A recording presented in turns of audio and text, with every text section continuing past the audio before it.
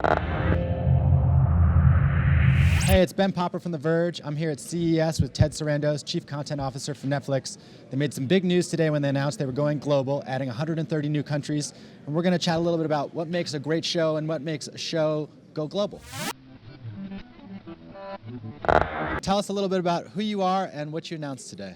I'm Ted Sarandos. I'm the Chief Content Officer for Netflix, and today Netflix went live in 130 additional countries, making Netflix practically global.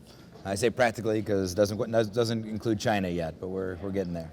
And so how much bigger is that than you were before? Is that twice as big?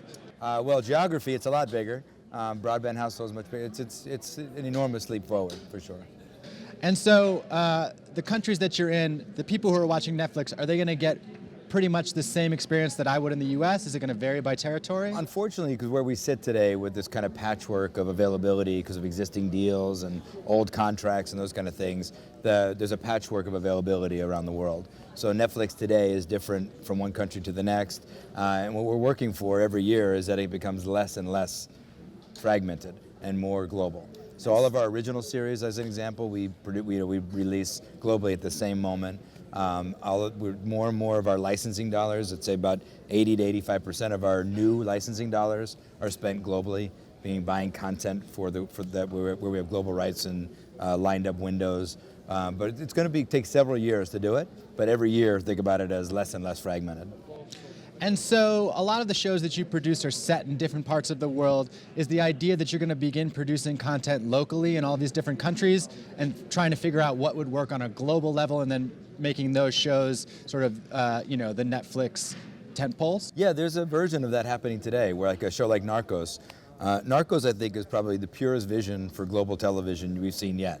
And I say that because we produce it with a French film company, the oldest French film production company in France. It's shot in Colombia. It was created by a Brazilian, stars a Brazilian who speaks Spanish. The show is about 85% in Spanish, and people love it in Germany. So, I mean, it is a real global show in almost every aspect of the creation, the production, and its consumption as well. We are also doing shows that are more locally focused, but we think we'll find a large global audience for, like Club de Cuervos is a show that about a soccer team. We film in Mexico in Spanish. Most of the watching of that is in Spanish and in Latin America, but we do find U.S. Latino market loves the show as well, and that's getting bigger. We're filming a show in France right now called Marseille with Gerard Depardieu in French. It will be a great piece of French original programming that people will watch on Netflix around the world. I've heard you talk before about how House of Cards is really popular in China, and I know that's a major market you guys want to move into. When you say it's really popular in China, is that people pirating it or getting it through a VPN? Who's watching it in China and how are they watching it? So House of Cards, the rights for House of Cards outside of Netflix are controlled by Sony, and they sell them off to other SVOD and TVOD suppliers in China. Gotcha. So it's through legitimate channels. It's watched an enormous volume in China. So you know that the content would work there. What are the obstacles? What are the roadblocks to actually getting Netflix into China? I think it's a good example of the exciting opportunity for global television, which is you wouldn't think much about House of Cards as Chinese. We see things like, Sense8 is a show that's kind of architected to be a global show. It's filmed in 8 different cities at the same time with local talent in those cities, with a big global filmmaker, the Wachowskis creating the show. But what's been really exciting is to see things that are not necessarily engineered to be global, that just organically are global. We license shows like Suits is a show off the USA Network that becomes incredibly popular everywhere we operate. Everywhere we launch, one of the top watched shows in that country is Prison Break, the old Fox show. So there's a lot of shows that are unintentionally global, but wildly global, which says that they are speaking, to the soul. They're speaking to the human condition, not to regional biases or regional preferences. Right, and because you guys are freed up as sort of, you're distributed over the internet, and now you have this big global footprint. In some ways, are you now acting more as the middleman, the distributor? Suits is a good example. You had nothing to do with its creation, but you're bringing it to these big new audiences. Right, and there's, Better Call Saul is another example of that, where Sony creates that show. It premieres on AMC network in North America, and in most countries in the United States, it premieres as a Netflix original show. yet we didn't produce it, but our licensing dollars enabled the show to be produced at such a high caliber. And so in all these new countries, are you going to be able to do the same stuff you do here at the same price? Like in countries with different economics, with different levels of broadband, how are you going to sell Netflix and how are people going to access it? Well, we're going to start off there, right? So Netflix is priced with near parity all around the world today in our existing 60 countries that we were operating prior to this morning.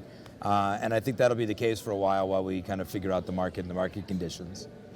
And so are there technologies that you're looking at? We're here at CES, things like virtual reality or live streaming is becoming increasingly popular. Are there opportunities? Are we live streaming now? We are live streaming now, so don't screw this up. I felt something, that's why I was wondering. Are there opportunities for you to do things that are, a little bit different than sort of, the traditional format of, here's a show, you can watch it episodically, here's a film, you can watch it in one sitting? Yeah, VR as an example, I think is one thing that I don't know yet how it will emerge as a part of narrative storytelling. It's fun, and there's a lot that will come over the next couple of years with it. So we're trying not to get too far ahead of the platform itself, so that people will be able to watch whatever we're producing for it. So you can watch Netflix movies and TV shows with VR goggles and have that experience. But in terms of incorporating into our production, just on pure, very, very edge case experimental right now. And we produced, as an example, over the holiday, we released an episode of Marco Polo called 100 Eyes that was an origin story of one of the main characters of Marco Polo that we just dropped. One day it just was on the site. And with no hype and no fanfare, and a way to bridge season 1 and season 2. We did the same with the BoJack Horseman Christmas episode last year, and we are experimenting with different forms inside and outside of the series themselves. Chelsea Handler will be our first talk show, which is a new format for us. Making a Murderer right now is kind of an unbelievable sensation. Yeah, and it's only our second documentary series that we launched, and it is talk about like in the zeitgeist. I mean, that's what everyone's talking about these days. Right. And so that's a good example. Is that something that was data-driven? You saw people were watching a lot of true crime. They were watching a lot of murder mysteries, and you said, hey, we know that our audience will like this. Let's make this documentary. Or are you making more decisions now based on, your gut, what seems like good creative, the meetings that you take? It's a little bit of both. I mean, I really look at it as informed hunches. So you might have a hunch, and you either use the data to either confirm the hunch or dismiss the hunch, or the other way around, which is you start seeing patterns in the data. Adam Sandler was an example of that, where I was looking through these reports around the country or around the world, and seeing that Adam Sandler movies in every window were performing fantastic everywhere in the world. And in some countries, Adam's movies weren't even being released. And what we saw was, no, there's a huge demand for Adam Sandler movies, and so much so that we invested in the first window for his next 4 movies, and the first one, Ridiculous 6, proved to be enormously global and a real huge success on Netflix already, only in 3 weeks. As you look out, into the future, today was a big announcement. You've made a big change.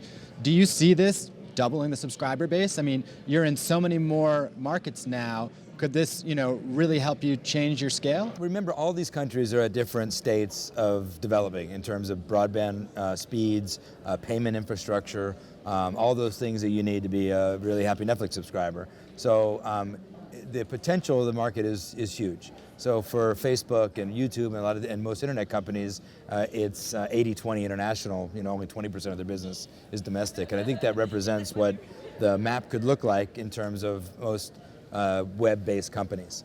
Now if we do a really great job at programming the site in a way that people are excited about the programming all over the world, you look at the global penetration of mobile phones and broadband, and you say that's the market's potential. So right now, the audience is larger in the U.S., and you're saying you think internationally that market could grow to be much larger than the U.S. current? Oh, I'm sure. That would be a natural progression of the business, I think. Very cool.